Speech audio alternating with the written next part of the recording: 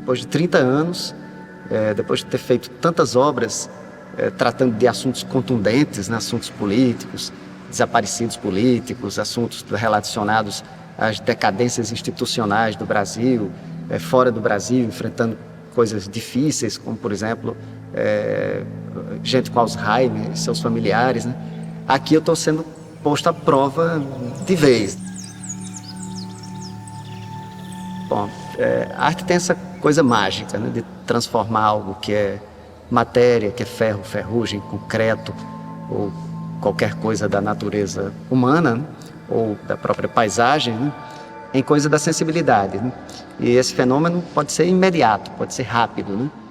Porque esse é o perfil do rio Jacuípe, né? Então, acho que tudo que eu tenho feito aqui é trabalhar nesse sentido, né?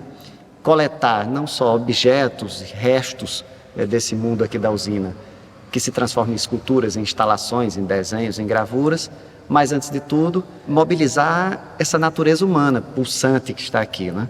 Entre esse desejo de um futuro de cada um, né, e essa melancolia que existe em relação à usina, quando funcionava, né, e fazer com que as obras apareçam nesse intervalo, né?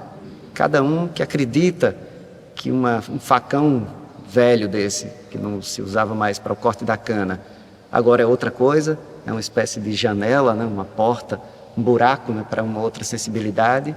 E eu acho que é nesse sentido que o projeto acontece como um todo.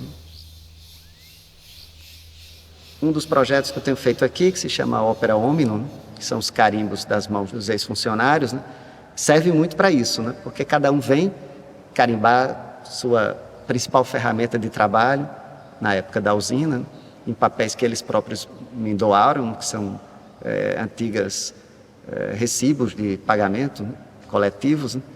É uma forma de chegar em cada um. Então, um chama o outro, e aí eu pergunto o que fazia, pergunto o nome, cada um me conta toda aquela história, com muita paixão, né, porque todos admiram muito o trabalho da usina. Isso terminou criando um universo, uma cultura, né? Se a gente não consegue, digamos, remediar a nossa própria história de vida, como se fosse uma espécie de cura do passado, né, desse passado ligado à opulência canavieira, a tanta opressão, né, que esse sistema representou e ainda representa, né, a gente não consegue fazer para o outro. Anteriormente, o que existia aqui na realidade era um grande corpo industrial, e cada cidadão e seus familiares, né, era parte dessa máquina, para que essa máquina motivasse, enfim, um lucro, né? Mas no caso dessa reconfiguração aqui, dessa coisa que está surgindo, que é essa tal usina de arte, né? O dado mais importante é a liberdade, porque a arte é pura liberdade, né? A criação não tem fronteira, não tem limite, a princípio não tem regras, né? É trabalhar com a quebra de paradigmas, de regras, de conceitos, subtrair preconceitos, né?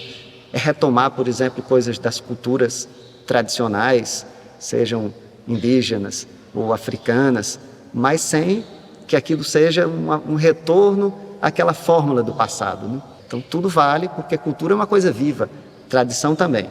Então eu só acredito em tradições culturais se elas servem para o bem-estar, para a vida das pessoas, para a igualdade, né? Se não é, eu acho que isso deve ser abandonado.